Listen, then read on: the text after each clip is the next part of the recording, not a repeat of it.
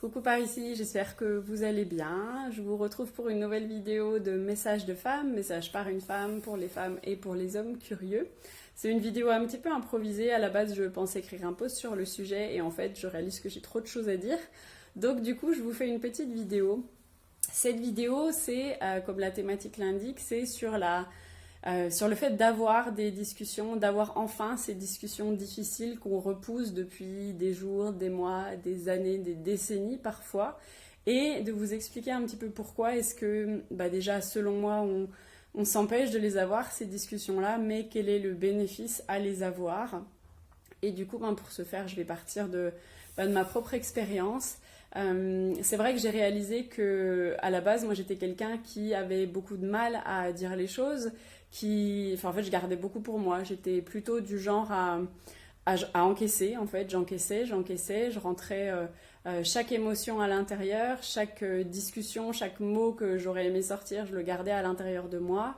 Et puis, pouvait naître à la fois des fois du ressentiment, mais aussi de la colère envers la personne, ou alors le souhait tout simplement de plus avoir de relation avec cette personne-là, toute relation confondue ici.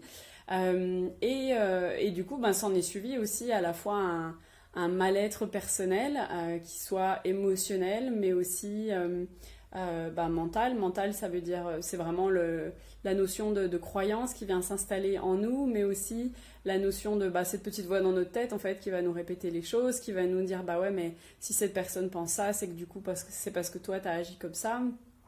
Et ça a aussi entraîné beaucoup de victimisation. Donc du coup, j'étais la victime de ces méchantes personnes ou la victime de ces personnes qui me donnaient pas assez. Moi, je donnais beaucoup, on me donnait pas. Enfin voilà, ça peut être ce genre de choses-là aussi. Mais aussi le côté passif-agressif, c'est-à-dire de faire semblant que tout va bien et en fait, tout ne va pas bien. Alors souvent, on met ça un peu en cliché par rapport aux femmes, où du coup, est-ce que ça va? Oui, tout va bien et en fait, ça va pas du tout. Je pense que ça touche vraiment tout le monde, ça n'est pas que les femmes, même si il faut avouer que moi, ça m'est arrivé de le faire aussi, sans m'en rendre compte. Et donc, quand on a un comportement passif-agressif, c'est aussi qu'on a un comportement de victime dedans. Donc, pourquoi est-ce que je vous dis tout ça? Parce que j'ai remarqué que ces derniers mois, ces dernières années, en fait, depuis que j'ai commencé mon chemin de guérison, mais aussi, du coup, tout le chemin de déconstruction de mes croyances, de libération et de guérison de mes blessures, mais aussi tout le chemin de reconnexion à mon moi supérieur, à mon âme, à cette partie divine en moi, et que depuis que je suis sur ce chemin-là, j'ai plus vraiment le choix de ne pas avoir ces discussions, mais aussi j'ai plus envie de ne pas les avoir. C'est-à-dire que j'ai envie d'avoir ces discussions-là. Ça ne veut pas dire qu'elles sont agréables, ça ne veut pas dire que c'est pas compliqué de les avoir. Néanmoins, maintenant, j'ai vraiment envie, en fait, à chaque fois qu'il y a quelque chose qui ne me convient pas, j'ai envie d'avoir cette discussion-là pour dire à la personne ce qui ne me convient pas. Et je vais du coup, pour illustrer ça, vous parler de quelque chose qui s'est passé assez récemment. C'est pas évident d'en parler, et puis je vous donnerai pas tous les détails parce que ça reste quelque chose d'assez privé, d'assez intime, mais c'est pour vous, déjà pour vous montrer une partie de ma vulnérabilité, mais aussi vous permettre, vous, peut-être de vous identifier à certaines discussions que vous avez pas eues, que vous aimeriez avoir. Donc, cette discussion-là, elle touche ma relation avec mon papa. Donc du coup, qu'est-ce qui s'est passé? En fait, il y a un certain nombre de choses que j'ai accumulées depuis des années, c'est-à-dire des comportements, des façons de parler, des façons d'agir, que ça soit avec mon papa, mais avec plein d'autres personnes d'ailleurs, que j'ai accumulé au fil des années, qui ont pu me blesser, qui ont pu me faire du mal, et pour moi c'était, c'est la normale, de toute façon la personne ne peut pas changer, c'est à moi de faire ci, c'est à moi de faire ça, toujours à me remettre en question pour savoir ce que moi je pouvais faire de différent. Et il se trouve que sur la fin d'année, il y a eu un événement comme il y en avait eu des dizaines auparavant. Et cette fois-ci, pareil, au début, j'ai essayé un peu de nier la chose, de dire voilà, c'est comme ça, c'est pas grave, ça passera. Et en fait, mon corps ne m'a pas laissé faire ça. Et ça, c'est pour ça que vraiment le fait de se rapprocher, de se relier à son corps, c'est une des médecines les plus grandes parce que c'est notre plus grand sage, notre corps. C'est lui qui va nous dire quand quelque chose ne va pas. Et là, en l'occurrence, moi, j'étais juste au début triste et en fait, impossible de calmer cette tristesse, quoi. Il y avait vraiment des énormes sanglots, j'avais la tête qui tournait, enfin vraiment, je me sentais pas bien. Je pense que, j'étais pas loin de m'évanouir. En tout cas, mon corps me lâchait petit à petit.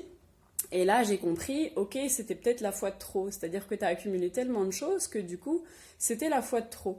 Et c'est pas la première fois que ça m'arrive. Ça m'est déjà arrivé avec une amie, avec des ex-compagnons. Enfin voilà, c'est vraiment des choses qui me sont déjà arrivées. Et en général, c'est que je suis arrivée au max de ce que je peux supporter.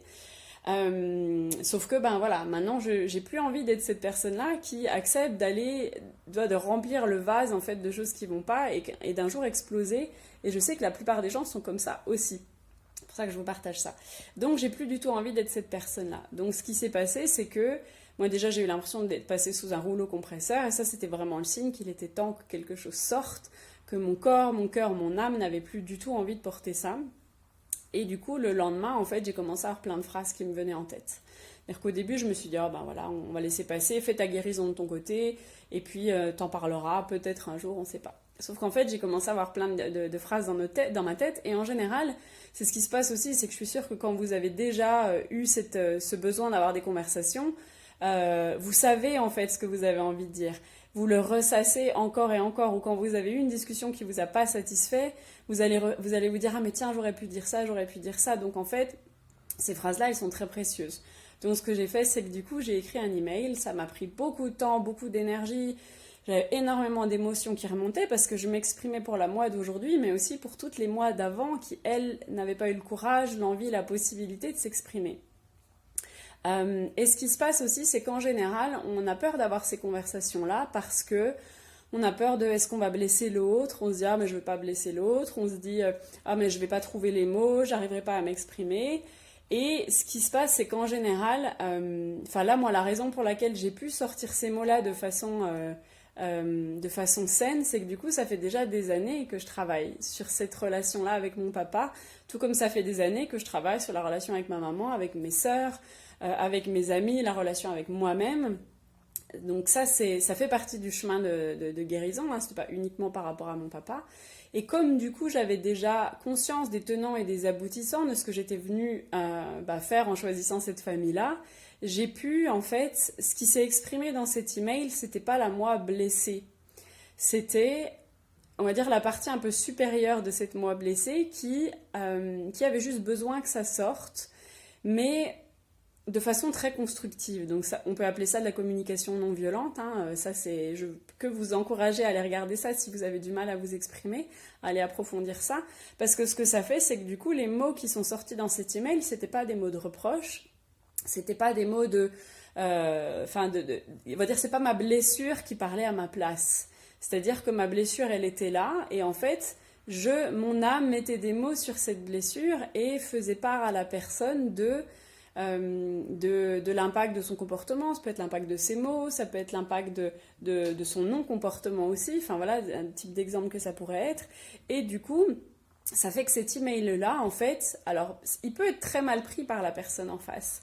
Et c'est là aussi où c'est important. Moi, j'ai eu pendant quelques minutes, pendant même, je pense une bonne heure, la peur de mes minces, comment il va réagir, comment est-ce qu'il va le prendre, est-ce que ça va le mettre en colère, enfin voilà, est-ce que ça va le blesser. J'avais peur de blesser l'autre personne.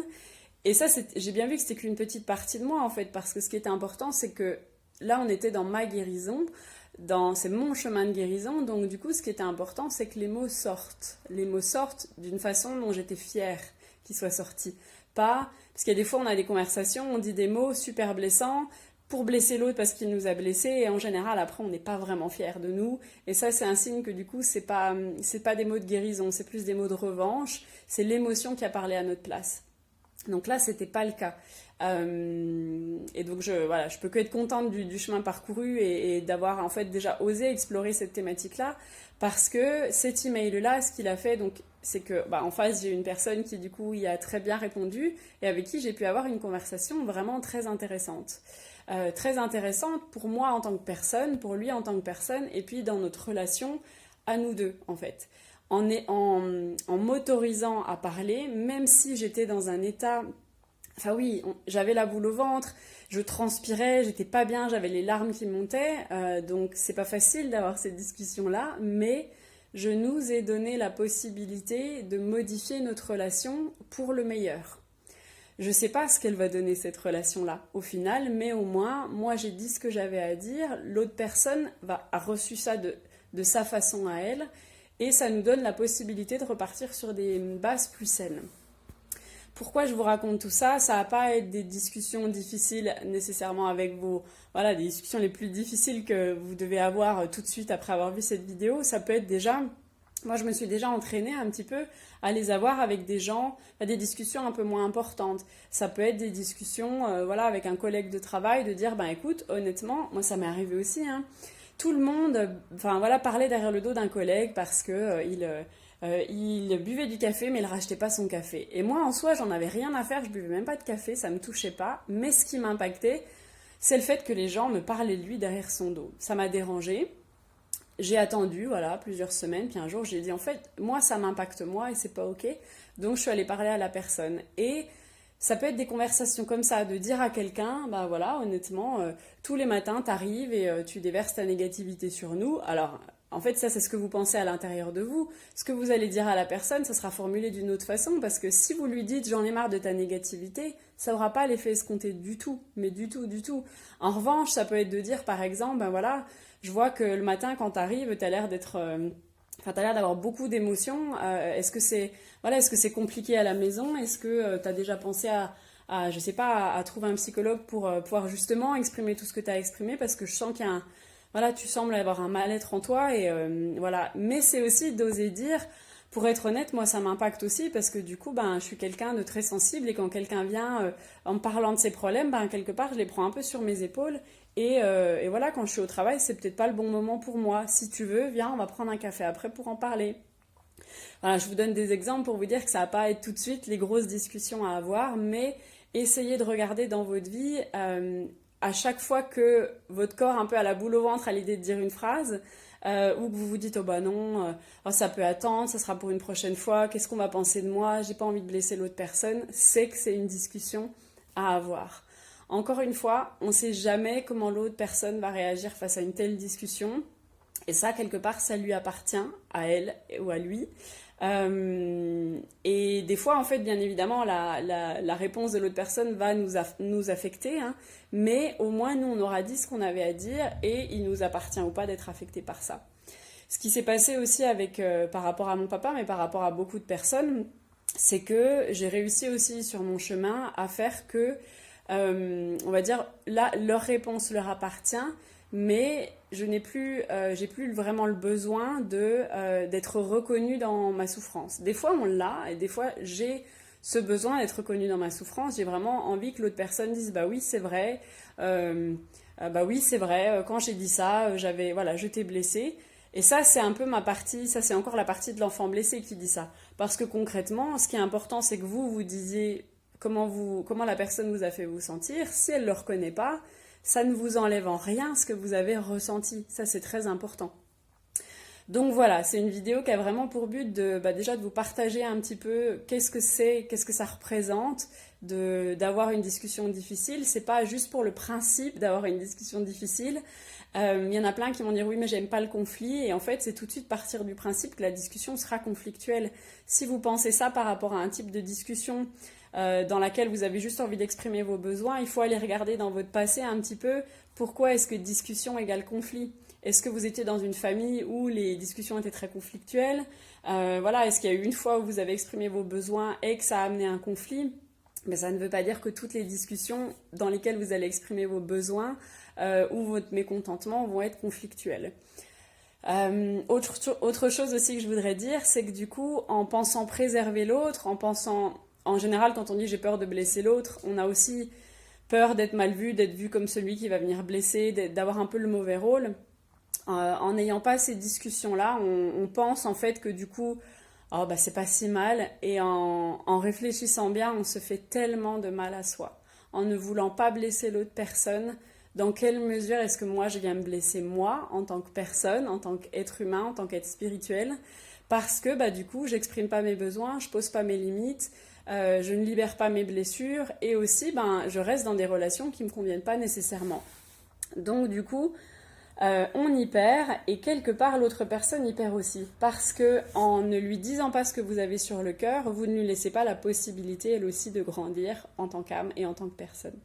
Je vous remercie d'avoir écouté cette vidéo. Si jamais vous avez envie de partager un peu de votre histoire, n'hésitez pas à le faire en commentaire. Je vous souhaite une très bonne journée et je vous dis à bientôt.